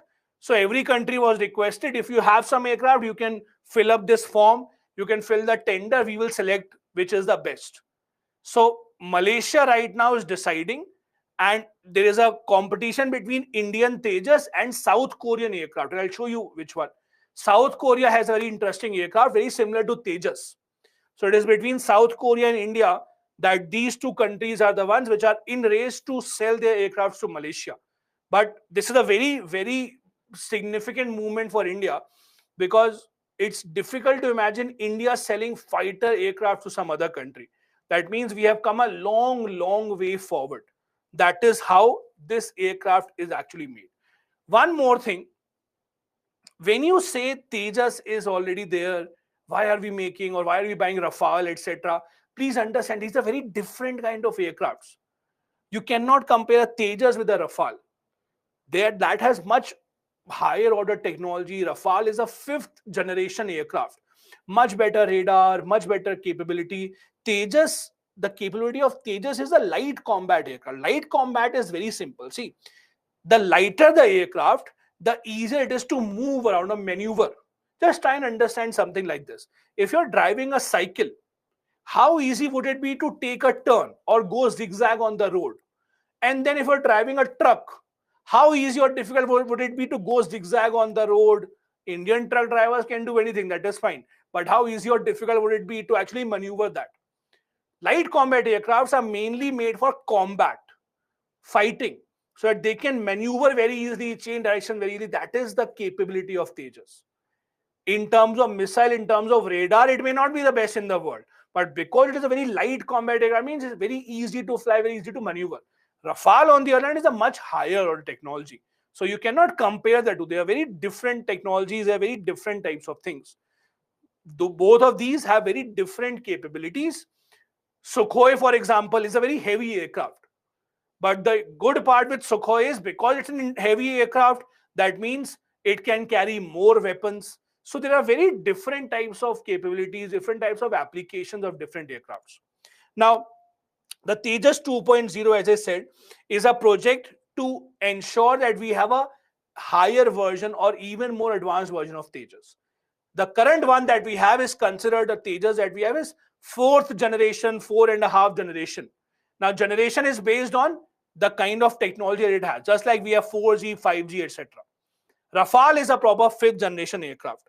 So Tejas Mark II is what we are focusing on to make sure that we can actually have second version of Tejas. The idea is that Tejas 1 that we have will replace all the MiG-21s. Tejas 2 will then replace Jaguars, MiG-29s of the Indian Air Force. So we are trying to replace as much as the Russian fleet of the aircraft that we have, because they're very, very old. They don't have a lot of life left in them. Now, as I said, LCAs, Light Combat Aircraft Mark II. The Light Combat Aircraft Mark II that we are planning on will be a 4.5 generation that will be used by Indian Air Force to replace mainly the Mirage 2000 aircraft. Mirage 2000 aircraft, if you remember, was used in the Balakot airstrikes as well by the Indian Armed Forces. This is a program originally that began in the 1980s. We are now working to improve that technology even further. But again, what will be the specifications of the new aircraft? What will be the different technologies included in the new aircraft? We'll only get to know once it is rolled out, because it faces a lot of delays time after time after time. So I don't want you to remember right now what are the specifications of Tejas Mark II. MK is short form Mark II, that the second version. So don't be confused with MK2. MK2 is just Mark II. So we are still working on that. Tejas right now has different variations. So the aircrafts that are used by Army, Navy, Air Force are slightly different because they have different requirements. For example, the one that are used by Navy are different. They have different kind of applications. For Air Force, they are different kind of applications. For Army, they have different types of applications. So there are different applications, because of it there are different versions of the Tejas that have been made depending upon what requirement do the different sectors of the armed forces have right now. Now, as I said, with respect to Malaysia specifically, India was in a race along with South Korea. There were many other countries that applied for this tender. India, South Korea reached at the very end. There was a competition between India and South Korea. South Korea offered a lower price, so Malaysia have placed an order with the South Korean aircraft. But there are talks going on that they might buy some Tejas aircrafts also from India. So this Tejas aircraft is something that will be exported or will be sold to other nations as well. And this is again a very, very welcome sign. Because understand something, fighter jets are considered to be some of the highest technology in weaponry. See, making missiles or tanks, etc., is still, I won't say easy, but making missile tanks is still lower order technology. But to make a fighter aircraft such a fantastic manner that other countries want it, it's a great achievement. So in that case, in that sense, considering that Tejas as an indigenous aircraft has found some buyers apart from India, that's a very, very big achievement that should not be ignored. As I said, it leads, but FA-50 is a South Korean aircraft. South Korea's light combat aircraft, so they have made their own. They are the ones who are actually working. They are giving at a cheaper price to Malaysia, so they are buying them. But the talks are still going on that Malaysia might still place some order for Tejas as well. This is the kind of question that you can expect from this part. In the context of indigenous Tejas fighter jets, identify the reasons behind the long delays in indigenous defense projects in India. So these are the kind of things that can be asked. You can read about that. Before I go forward, let me quickly take up a few questions. Why do we spend so much money on acquiring Rafale rather than investing more in R&D and collaborating with IITs, etc.? See, R&D, etc., is a very, very long process. It's not immediate. So if you have immediate requirement of Rafale or these kind of things, you have to place an order and work side by side. So you can't expect that all of a sudden overnight we'll do some research and we'll not need any other order and Rafale will fulfill all of that. So all of these things have to go hand in hand. When you have requirement immediately, you have to place an order and then work side by side. Then I have a question. With the production capacity of HAL of producing just 8 Tejas every year, can we really expect other export orders? And by the way, Malaysia has already chosen FA50. Yes, I said Malaysia has chosen FA50, but there are problems in fulfillment of it. If you read the news, there are corruption allegations already going on that someone got kickbacks in Malaysia. That is why, if you read the news, read the Malaysian press, they are still in talks that may still order Tejas. Now, coming to the first part of the question, HAL still has a producing capacity of 8 only. Can we really expect order? Now, this is where you have to understand, if let's say India or HAL from our side goes ahead and takes part in these kind of tenders that Malaysian government has given a tender. So we have to understand that because they may have increased their capability, only then they are going ahead and taking part in the tender. So let's not assume that how can they do it? They are so foolish. How can they take part in the tender? They can't produce it. Obviously, they would know better. So obviously, only when they have the capacity, they have the capability, only then they would have gone ahead to take part in that tender. So let's not judge right now that how can they do it. I'm very sure that they would have figured it out how to increase or how to enhance their own production capacity, and then they will fulfill that. Then I have a question. Is it flexible of Tejas that it is ready to incubate future technology, can integrate with IT, with... Sorry, your question is not that clear, but I'm assuming your question is Tejas ready to integrate future technology? So basically, whatever aircrafts are made, they are made in such a manner that they can integrate a lot of new things coming up. It's not that one machine is made and they can't integrate anything new. One other question, I'll quickly take this up, is about F-16 mainly. It was in the news, it is in the news that US is going ahead and they are trying to ensure that the F-16s of Pakistan Air Force are serviced, they are made better. There's a lot of talk about that as well. See, F-16s in 1980s, when they were given to Pakistan, were one of the most advanced fighter jets in the world. Right now, the F-16s, at least of that particular era, are not the most advanced jets in the world by any sense of imagination. Secondly, what US is doing with Pakistan is not giving any new weapons, they're just servicing it, kind of upgrading it. So they're saying that no new technology will be given. India is at such a stage of our relationship with US that if we want, we can buy any number of F-16 from the US, but we don't want that. We are gone. We are one step ahead. Rafales are much, much better. The Tejas is at par with that. So you don't have to worry about F-16 right now. One other question, I'll take this up, then we'll go to topic number 5. What's the impact of Make in India Atmanirbhar Bharat initiative by the government of India on armed forces and its weapons? So the impact, see, the sad part is, and I hope we never have to see this, but the real impact usually only gets to see when we have a full-fledged combat, when you see the armed forces have to use a lot of those equipments. The good part that has happened, and it is for everyone to see, is that defense export from India has increased considerably. So defense export, which was almost negligible in India, that has increased significantly over the past few years. So that is great. It has also been seen that the government of India, Defense Ministry specifically, has given out a list of those items that the defense forces will not import from outside India. So that has given a major boost to the defense manufacturing companies within the country. I won't say it has given a boost to armed forces as such. Maybe armed forces would have wanted to get more weapons from outside India, but it's not about giving a boost to armed forces. It's mostly about giving a boost to the industry. And it has been going at a pretty good pace so far. Anyway, Let's come back to topic number 5 that we have. The fifth topic that we are taking up is coastal erosion. Now, why are we taking this topic up? Why has it become significant? It's very simple. Recently, when we had this monsoon session of the parliament, the government said that India's huge coastline of close to 7,000 kilometers is facing a lot of coastal erosion. States such as West Bengal specifically are especially facing a lot of coastal erosion. Now, what do you mean by coastal erosion and how do we understand this? See, coastal erosion is very, very simple.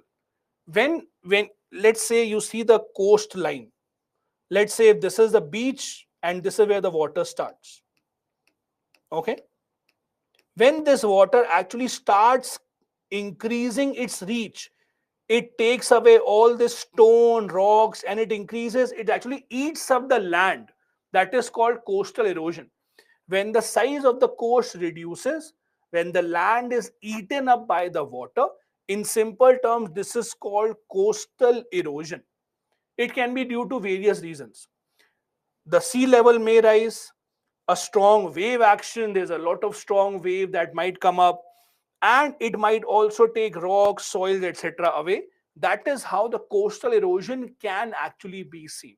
So there are various ways in which it can happen. There are some natural reasons also, and there are some man-made reasons also behind this. Also, when you say coastal erosion or soil erosion, there is one other word that people usually use. That is called accretion. This is called accretion. Now, please understand something. Let's assume that, again, I'm not really good at drawing, but let's assume that if this is the coastline, this is where the sea starts, and the sea waves take up all these rocks, they take this in. When the sea waves are here and they are taking this rock inside, it may happen that somewhere around or at some other coast, this rock would be actually spent out by the sea. In simple terms, if the rock and the soil from this part is taken in by the sea does not keep the rock inside of it. In most cases, this rock, this particular stone is thrown out in some other part. Meaning that if, let's understand this, if let's say this is the sea, very small sea, okay, let's say this is the sea, it takes up certain rocks from here, then it will throw away these rocks maybe on this side of the sea. Meaning that if soil and rock is taken away, the sea level or the wave is increasing in this area, in some other area the opposite is also happening, because the rocks, the shells that are taken up are spit out in some other side of the coast as well. This is called soil accretion. Means if in one part the land is reducing because sea is now coming on the land, it means on the other part of the coast some land would have been produced because sea actually came to this side. That is what we say, that soil erosion and soil accretion are actually opposite to each other. If on one hand you see that the soil is actually increasing, or you see the stones are going away, then they are being spit out in the other parts. Let me show you with one more example. Let's assume that this is a glass of water or bottle of water. Let's assume the water is at this level, okay? At the sticker level, we have the water, okay? If I bend the bottle here, then you can say the water level is increasing, it is coming till here, going above the sticker. But on the other side, the water level is reducing also on the other side. So if the water is increasing in this side, it is reducing on the other side as well. Similarly, here also, when soil erosion occurs on one side of the coast, soil accretion also occurs on the other side. So the land lost on one side is recovered on the other side as well. Simple. The reason why it is in the news, as I said, is that recently there was a statement made by the government last month in the parliament that 60% coastline of West Bengal is undergoing erosion. We have Puducherry with 56%, Kerala, Tamil Nadu, all of these are undergoing erosion, which is a cause of concern for India. Also, specifically, the eastern coast of India is actually facing more erosion as compared to the western coast. I'm sure all of you are aware of this. Eastern coast is where we have more cyclones. Eastern coast is where we have more of these kind of issues such as torrential rainfall, cyclones, etc., rough monsoon, rough rain throughout the year. That is why it is very obvious that the eastern coast faces much more erosion as compared to the western coast of the country. So this is where the coastal erosion has become a serious problem for India. Now there are many reasons behind this.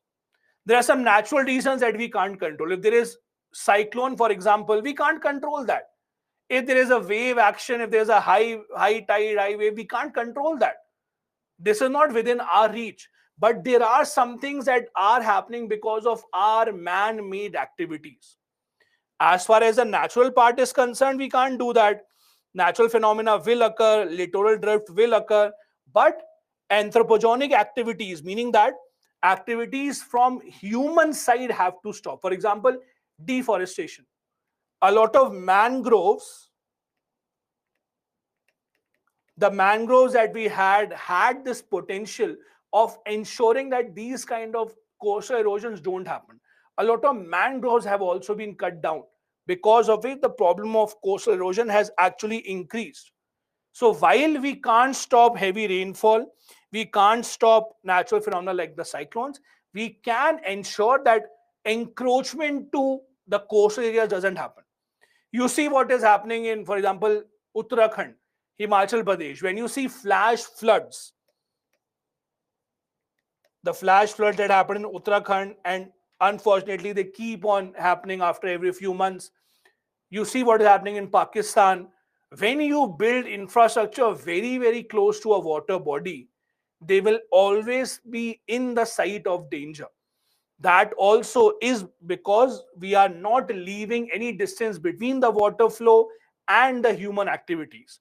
That also is the reason for coastal erosion. Now, what has the government of India done? The interesting part is government of India in 1991 introduced something called CRZ. CRZ is Coastal Regulation Zones. Coastal Regulation Zones. Those who are saying littoral drift, what does it mean? Littoral drift is very, very simple. See, inside the water body, there are a lot of rocks, sand, particles, etc. When their level increases, obviously, there will be a change in the flow. Because of the sedimentation at the bottom of the water body, there will be a change in the flow. That is called littoral drift. So when there's a lot of sand within the seabed, then obviously the wave will be higher and it will take away a lot of land. That is called littoral drift that we can't change. Now, coastal regulation zone in very simple terms were guidelines released by the government of India under the Environment Protection Act of 1986. These guidelines said that there are different coastal regulation zones. Means first area was called CRZ1. CRZ1 means that area which is very, very important for nature, which is, let's say, a biosphere reserve, which has mangrove forest. No activity is allowed there. Near the coast, no activity is allowed there. All these regulations are within 500 meter of the high tide line. So the high tide line that we have, till the point that the high tide reaches, within 500 meters in coastal regulation zone number 1, you can't have any construction. Similarly, in coastal regulation zone number 2, these are the areas where already houses, etc. have been built.